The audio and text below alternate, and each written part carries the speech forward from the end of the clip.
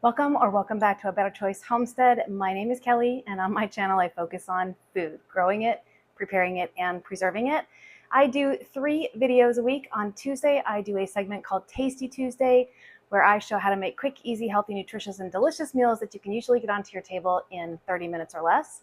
On Fridays, I do freeze-dry preservation, and on Sundays, it's about the garden harvest, or other preservation methods. And this is going to be one of those videos. I have tomatoes. I have lots and lots of tomatoes that I can no longer fit into my freezer.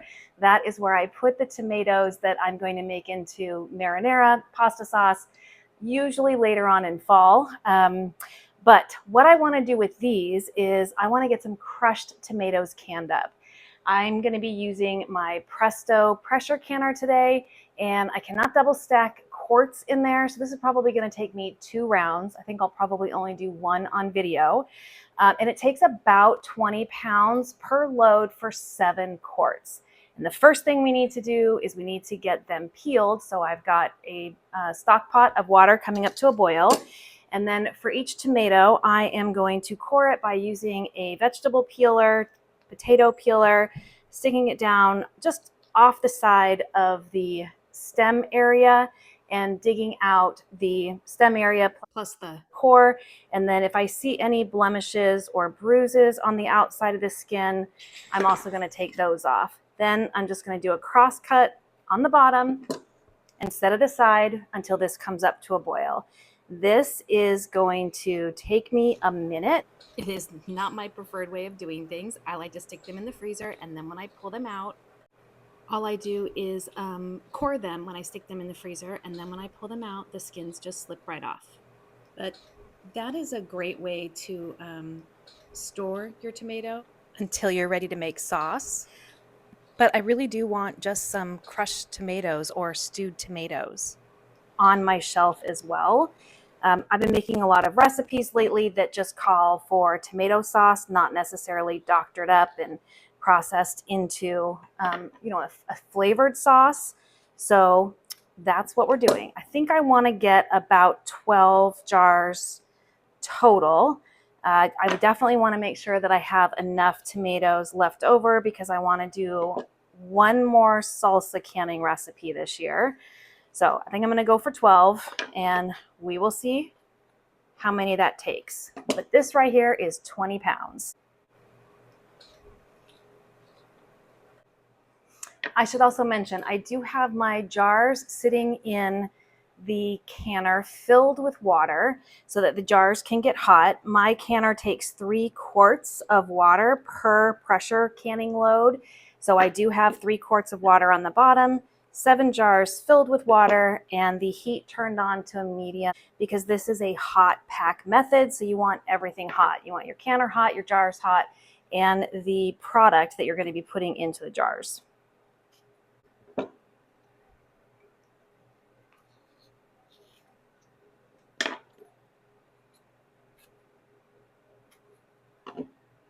So I'm just going to whip through this, and I will show you what that looks like when we're ready to start boiling to remove the skins. I've got all 20 pounds of tomatoes cored and scored, and I'm going to just fit as many as I can down into this boiling water. And that's going to take 30 to 60 seconds. So about the amount of time it takes for me to get them in, they'll almost be ready to come out. I'm then going to put them in this bowl, carry them over to the sink just to cool them off a little, and then bring them back over to get them peeled. So this shouldn't take too long, maybe 3 boiling sessions, but like I said, it goes quick. And if I did find any bruises or anything on these, I did cut those out.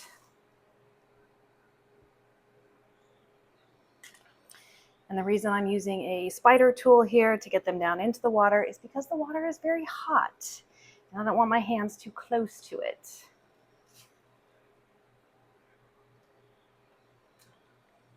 Almost at capacity.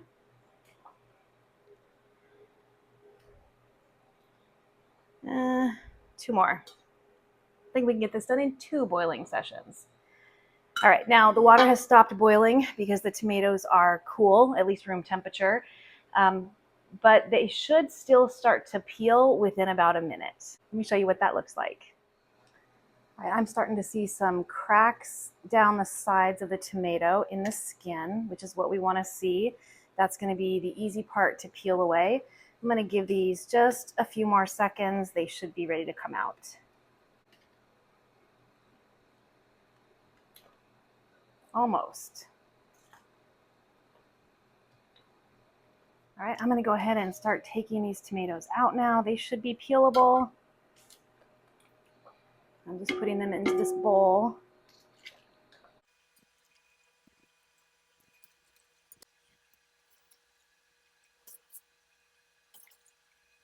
And while those are cooling off, let's get the next batch in.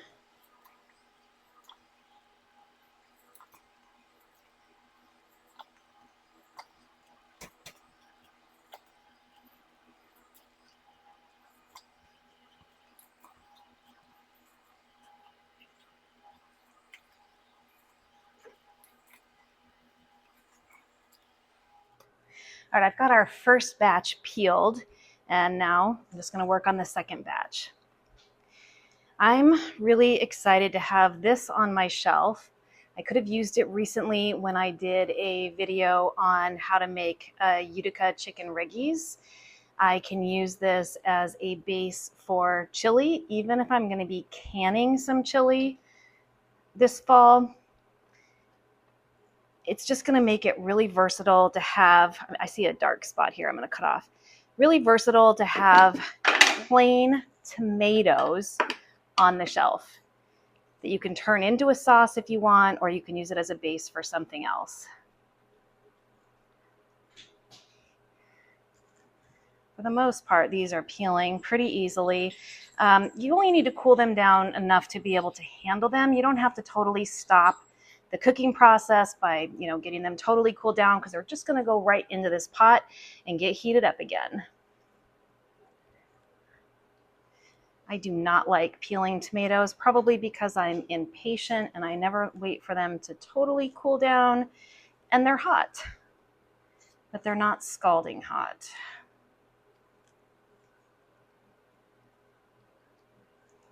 Some of these are just not wanting to peel. You do want to get the peels off. Peels are recommended to remove when doing most tomato product canning recipes, because the peel can have botulism spores on it. And especially if you're going to be water bath canning, this recipe that I'm using is in the Ball book. I can show you that book in a minute. And in there, it only shows the recipe for water bath canning, but the same recipe is on the National Home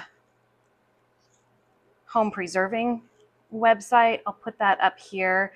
That shows both pressure canning as well as water bath canning.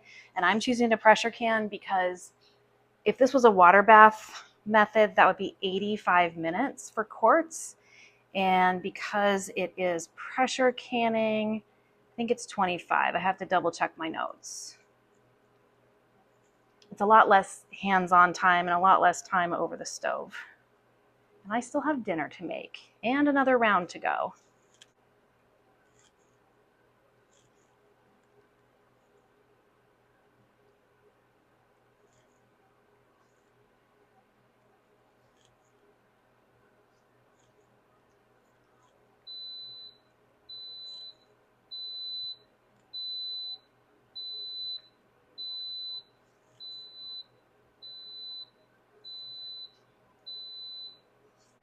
That is my pressure cooker cooking my weekly dog food for me. I am definitely multitasking in here today.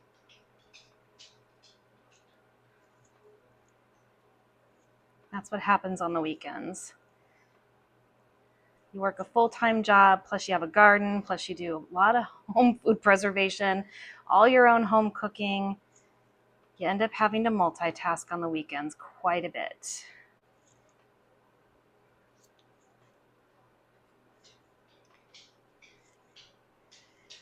All right, I'm going to do guy has something to say. I'm going to do the next step on my dog food, and I will bring you back when these are peeled and we are ready to put them into the pot. All right, this is the book I'm using. It's the New and Updated Ball Complete Book of Home Preserving 400 Delicious and Creative Recipes for Today. This is on page 354. It's crushed tomatoes, but again, it only has the water bath instructions in there. I had to go to the National Center for Home Food Preservation to get the quart processing time, but it's actually the same as I need to quarter down 2 cups of these tomatoes. We're going to quarter all of them down, but we're going to start with 2 cups, and we're going to get these really mashed down to get some juices going in the bottom of this pan. This is a 2-quart measuring cup, so that should be good. I'll do another small one. I'm going to get this turned on. And that's on about a medium. And I'm going to go ahead and get these in there. And I'm going to keep quartering the rest of the tomatoes down. And I'm done with that cup.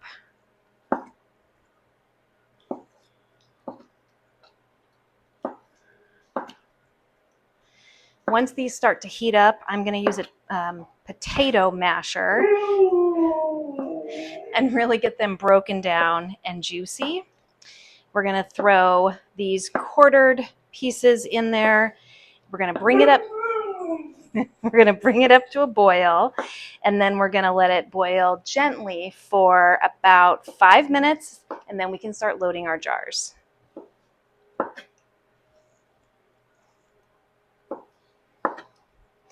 I'm keeping an eye on this because we don't want it to burn.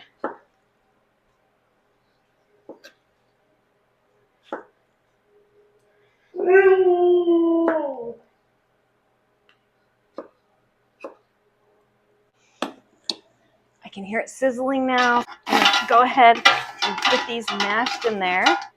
Really mash them down till they just won't mash down anymore. We've got a nice layer of juice on the bottom of the pan now. And I can just start adding quartered tomatoes. And I'm using my 12-quart stock pot.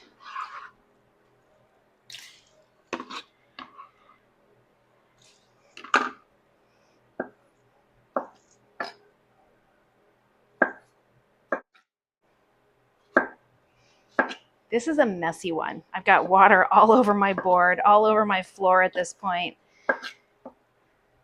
So beware.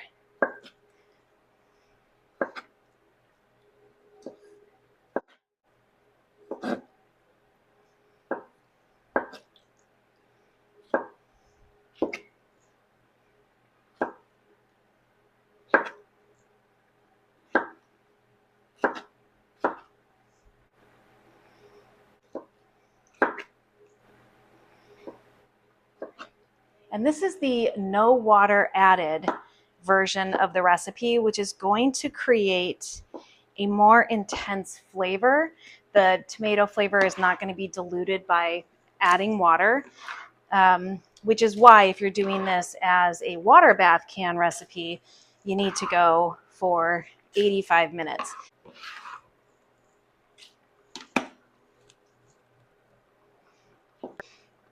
If the tomatoes are a little larger, I'm cutting them in extra time, so not just quarters, but into sixths. And if they're really small, I'm just cutting them in half.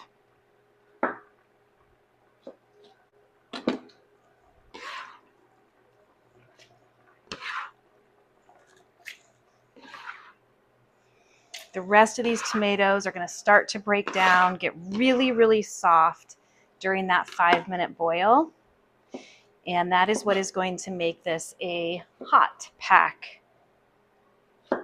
recipe. These are beautiful tomatoes. They are on the cusp, though, of needing to be dealt with or throwing them away. So I'm trying to get to all of them. I'm going to do one more round of this off camera, but I'll show you the end result. And then tomorrow, I'm going to see if I can get my salsa done. We've got a gentle boil going on, so I'm going to go ahead and start that 5-minute timer, and you can see all the juice that's been created just by getting these tomatoes started. 5 minutes, and we're going to load some jars. All right, we are ready to start filling jars. I have a ladle to get the food into the jar. I'm going to use my wooden spoon to kind of pack the tomatoes down in there. I have a funnel to help get the food in the jars. I have a jar lifter to lift the hot jars out of the canner and then lift the filled jars into the canner. I have my debubbler tool that also doubles as a headspace measurer. We're going to be going to a generous 1/2-inch headspace on these. I have some distilled vinegar. That's to wipe the rim of my jars with, and then I will also dump this into the canner after I get the jars loaded in there. I have some citric acid. We're going to be doing 1/2 teaspoon per quart. I have my bands and I have my lids. So I'm going to start by taking the jars out. They are filled with water and they're very hot.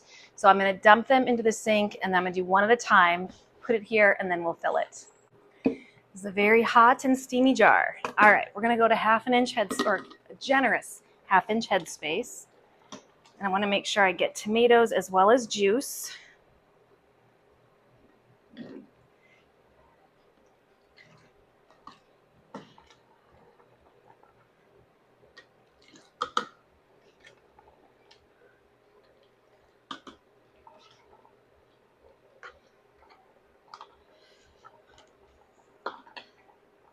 Definitely get more in there.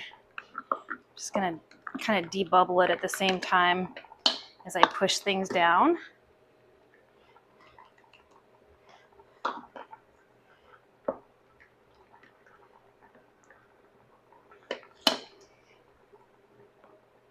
All right, that is a generous 1/2 inch headspace. So I am going to wipe the rim of the jar with a towel and the vinegar. And I already forgot to add my citric acid, so I'm going to add it now, although it should be added first. But this is going to bubble during the processing time, so it'll all mix together. I'm going to put one lid centered on the jar, one band. I'm going to turn it counterclockwise until it seats. And then I'm just going to move it with one finger clockwise until it won't move anymore. And then I'm going to give it a finger tight turn just until I feel resistance, where I couldn't turn it anymore unless I put some wrist action into it. And that is finger tight. We're just going to repeat.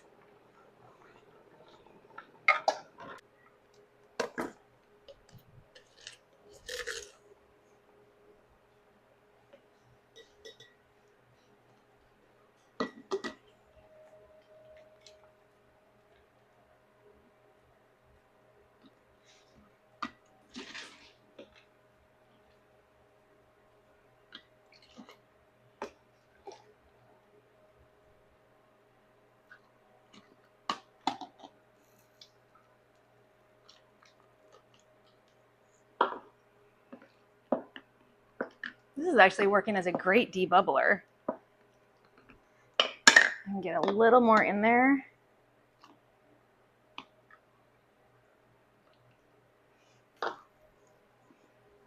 And that headspace does look good to me because it's a generous 1/2 inch. That's good. Clean the rim. Place the lid. Seat the band. Tighten the band. Finger tight. Oh, these are going to look great on the shelf. I'm so excited to have this. Our safety additive. If you don't have citric acid, you can use lemon juice. I think it's 2 tablespoons of lemon juice. If you're going to use lemon juice, double check that on the National Center for Home Food Preservation.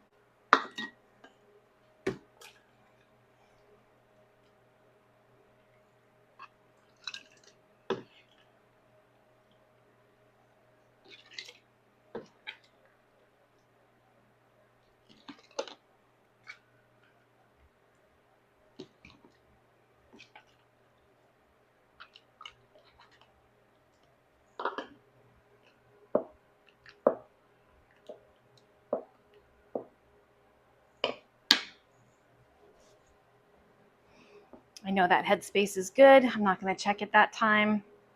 It is between 1 inch and 1/2 inch, so it's perfect.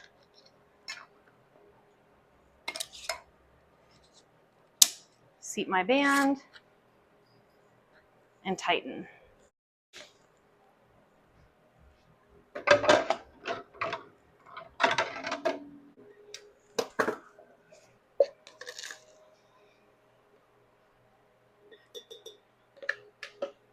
You could also add some salt to this, but I'm gonna do it without salt. I can salt whatever dish I am gonna be using these in.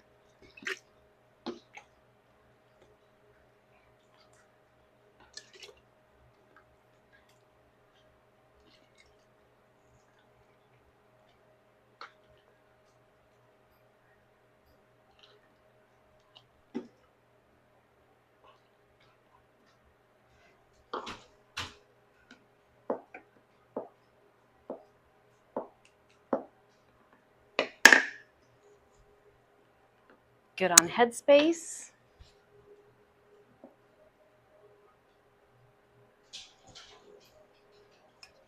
Place the lid, seat the band.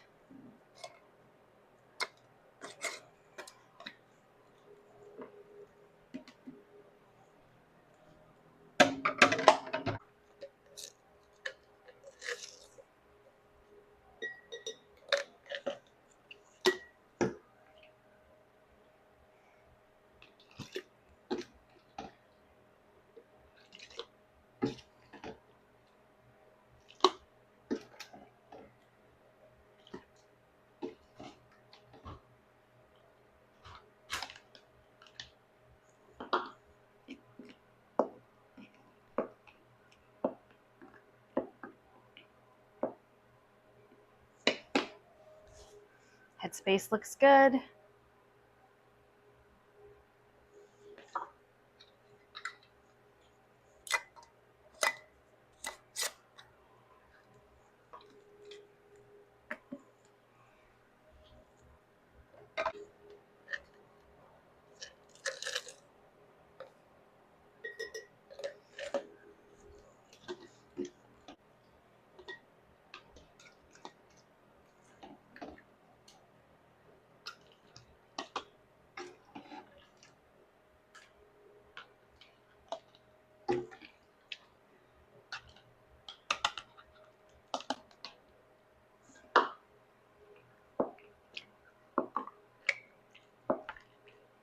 You just want to make sure that your tomatoes are covered by juice.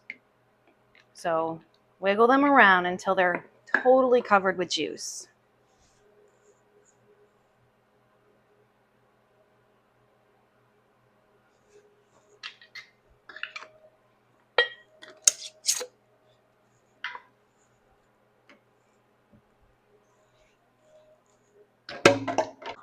All right, I still have probably enough tomatoes in there to do 1 more quart, but I can only fit 7 jars in. So I'm gonna take these out and set them aside while I work on the second batch, but I'll see how much I have so I can do the math and figure out, because 20 pounds was too much for 7 quarts. So I'll figure out how many pounds I'm gonna put in there, and I'll get started while these are processing.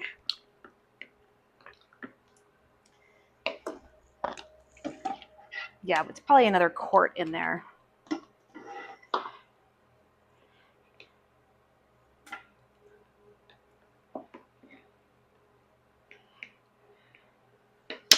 And that looks a little full. Nope, it's 1/2 inch. We should be good.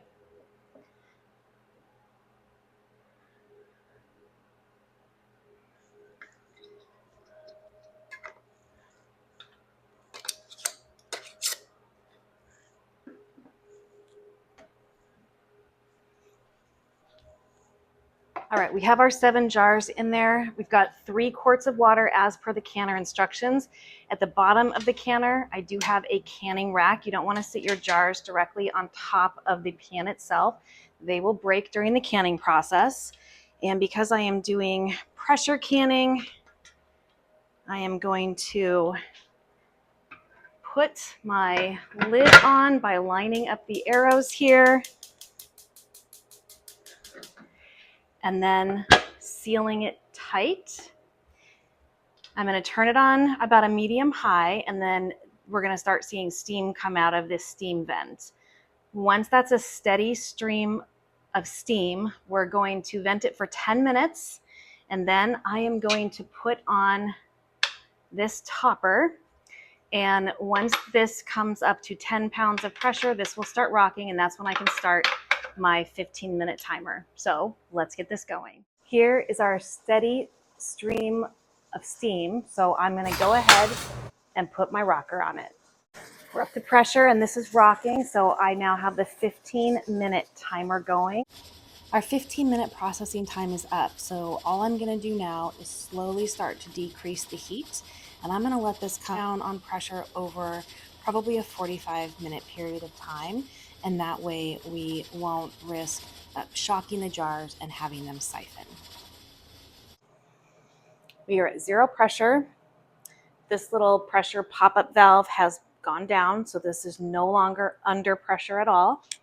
So I'm going to take off the pressure valve, and I'm going to just twist the top a little just to unseal this. And now I'm going to let it sit. It took about 45 minutes in all for this canner to go all the way down to zero. Part of that is because I slowly backed off the heat, because a drastic change in pressure or temperature can kind of shock the jars and you can siphon. All right, 10 minutes of just acclimating. I'm now going to just set the lid aside, and we're going to acclimate this slowly. So another 10 minutes. Even though I really want to rush this part because it is now 11 p.m. and I am exhausted, I don't want to risk siphoning the jars. I'm going to let this go for 10 more minutes before I take the lid off. All right, now I'm going to take the lid off, and we are going to go 10 more minutes. Let's get these jars out of the canner. I'm going to pull straight up. There isn't really any water on top of the lid because this was pressure canning. There's only, a few inches of water at the bottom, but these look great. I'm going to set them over on the counter without tipping the jar at all because we don't want any food to get on top of the rim and under the lid before this has a chance to fully seal, which can take 12 to 24 hours. So no tipping, and I'm going to put them on a towel so we're not shocking the hot jars on the cold countertops. And they're going to sit there for 12 to 24 hours, probably till tomorrow evening, and then I'll wash the jars and we can get them put away. But let me get these out and then I'll show you the end result.